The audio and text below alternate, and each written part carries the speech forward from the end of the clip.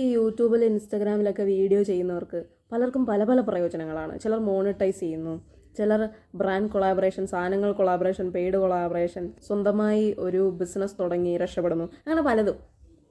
പക്ഷേ എനിക്ക് ഇതിങ്ങനെ ഓണാക്കി വെച്ച് രണ്ട് വർത്തമാനം പറയുന്നതുകൊണ്ടുണ്ടായ ഏറ്റവും വലിയൊരു ഗുണമെന്ന് പറയുന്നത്, ആൾക്കാരിപ്പോൾ പണ്ടത്തെ പോലൊന്നും അല്ല എന്നോട് സംസാരിക്കുന്നത്.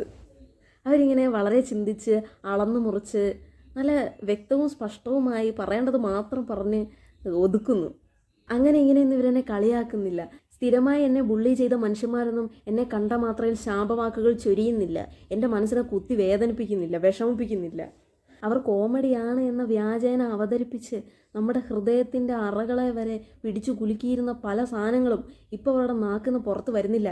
ഇനി അത് മാത്രം പറയാൻ വേണ്ടി ശീലിച്ചവരുടെ നാക്കുകൾ ഇനി അങ്ങനെ വഴങ്ങി വന്നാലും എൻ്റെ മുഖത്തോട്ട് അവരിങ്ങനെ നോക്കിയിട്ട്, അയ്യോ ഇവളടുത്തൊക്കെ വല്ലതും പറയാൻ പറ്റുമോ, അയ്യോ നമ്മളൊന്നും പറയുന്നില്ലേ, ഇനി ഇതെല്ലാം കൂടെ ഷൂട്ട് ചെയ്ത് നാട്ടുകാരെ കാണിക്കും എന്നങ്ങ് പറയും. അത് കേൾക്കുമ്പോൾ എനിക്ക് കിട്ടുന്ന ഒരു സുഖം.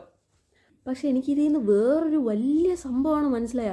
അപ്പോൾ ഇവർക്ക് ഓൾറെഡി അറിയാമായിരുന്നു എന്തൊക്കെ ഒരു മനുഷ്യൻ്റെ മുഖത്ത് നോക്കി പറയാം, എന്തൊക്കെ പറഞ്ഞുകൂടാന്ന്.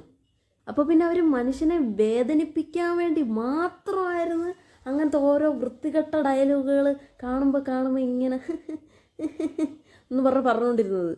എനിക്ക് നിങ്ങളുടെ അടുത്ത് പറയാനുള്ളത്, ഇനി ആരെങ്കിലും എന്തെങ്കിലും നിങ്ങളെ വേദനിപ്പിക്കാൻ വേണ്ടി പറഞ്ഞാൽ അതവരുടെ അറിവില്ലായ്മയാണെന്നോ അവർക്ക് ഇത്തരം പ്രായമുണ്ടെന്നോ അവർക്ക് ലോകവിവരം ഇല്ലാത്തത് കൊണ്ടാണ് എന്നൊക്കെ കരുതി മിണ്ടാതിരുന്നിങ്ങനെ ഇളിച്ച് ചിരിച്ചു കൊടുത്ത് വീട്ടിൽ വന്നിരുന്ന് കരയേണ്ട ഒരു കാര്യമില്ല.